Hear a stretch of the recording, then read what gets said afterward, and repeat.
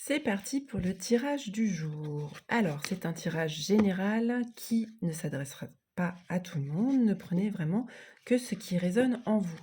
Alors, pour rappel, je tire d'abord une carte pour l'énergie en ce moment. Ensuite, une carte du défi, du challenge.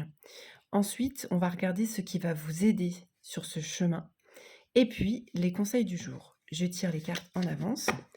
Et aujourd'hui, la carte de l'énergie qui est tombée, c'est la carte du 8 d'épée. Conviction ou conformation? C'est la question que pose cette carte. Ça m'évoque le fait de se fondre dans le paysage, dans l'environnement, ou alors de garder sa part d'unicité. Cette carte, c'est une invitation à travailler sur l'acceptation du changement, sur la confiance en soi et la communication. Peut-être que vous n'êtes pas tout à fait vous-même en ce moment, et que vous n'avez pas la possibilité de vous exprimer ou peut-être de vous montrer tel que vous êtes. Donc ça m'évoque l'idée de respect de soi, de vos propres choix et c'est peut-être un petit peu compliqué en ce moment.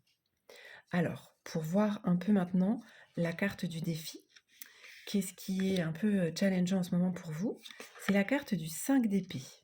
Cette carte invite à évaluer les risques. Qu'avez-vous à perdre ou à gagner à vous conformer aux autres ou à la situation?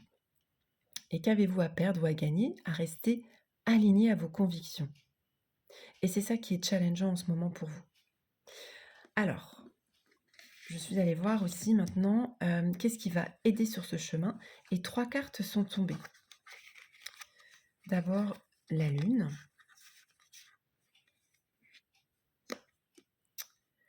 le 6 de bâton et l'as d'épée.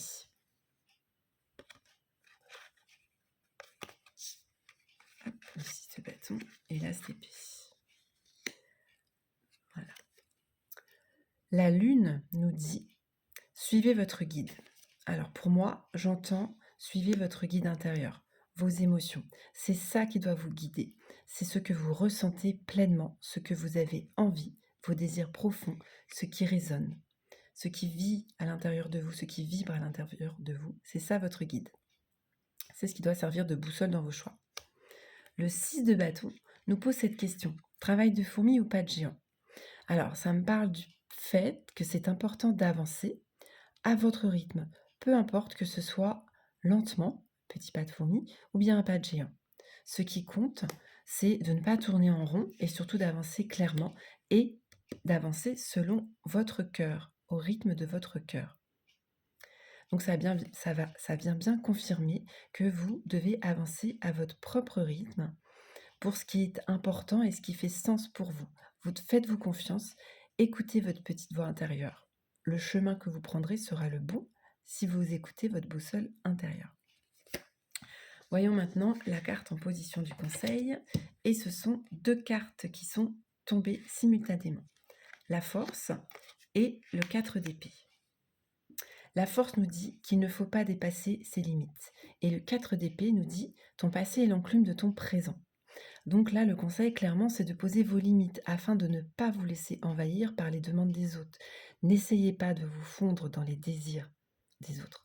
Ça fait tout à fait écho à la toute première carte du 8 d'épée sur l'énergie générale en ce moment, qui parlait de conviction ou de conformation. Vous voyez?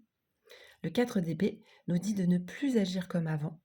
Accordez-vous du respect, imposez vos choix. Restez respectueux toujours, mais surtout respectueux envers vous-même.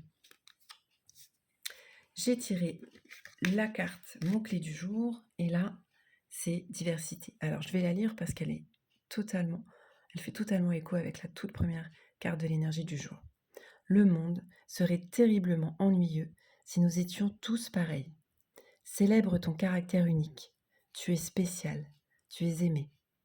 Si ce message te parle, like la vidéo, abonne-toi pour recevoir les prochains messages du jour.